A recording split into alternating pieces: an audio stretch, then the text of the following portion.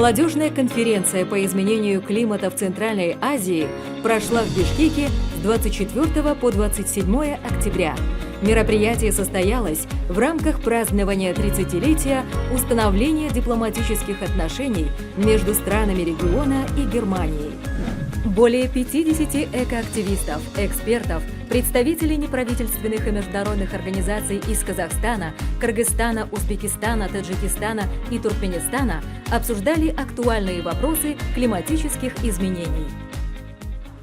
The most pressing ecological issues of our time is climate change. You know it, we all know it. I feel a little bit awkward again because my generation grew up in a time where growth also meant to produce more substances that today we know it have promoted a negative climate change.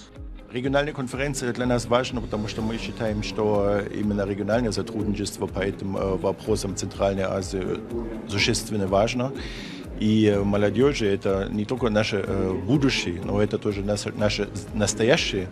У них есть мнение, у них есть позиции, у них есть возможности активно действовать, и мы хотим этот процесс поддерживать. 4 дня конференции были очень насыщенными. Участники изучали исследования международных экспертов в области климата, роль молодежных экологических движений во всем мире, сбор, анализ и применение данных в сфере защиты окружающей среды. Каждый из экоактивистов узнал для себя что-то новое и интересное. Больше всего в конференции мне понравились информационные сессии про изменение климата, где спикеры очень подробно рассказали нам актуальность, угрозы и последствия проблемы изменения климата для Центральной Азии сейчас и в будущем. Сессии про исследования, проведение исследований, а именно партиципаторский метод исследования, который очень будет мне необходим в моей будущей деятельности как общественного деятеля. Полезно было общение, и мы делились мнениями с соседями в Центральной Азии, с молодежью, как они представляют своих стран и какие у них проблемы. И мы совместно с молодежью обсудили, как решить этих проблем.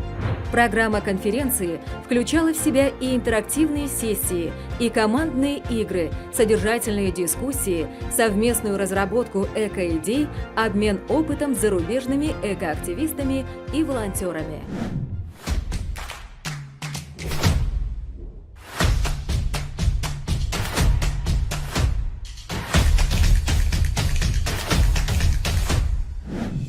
Экологические экскурсии сопровождались совместной посадкой саженцев деревьев в столичном парке.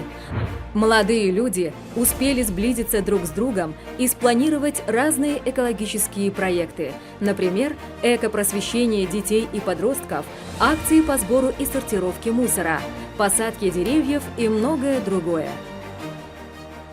The most useful, and I would say not useful but inspiring, is always to see what other people in other countries can do, even if the resources might be different or the conditions might be harsh. That everywhere around the country people do the same things, and it was really inspiring how so many young people do such cool projects in their regions. Практическим итогом конференции стало создание региональной молодежной сети для снижения климатических рисков и разработка молодежного коммюнике Центральной Азии по изменению климата.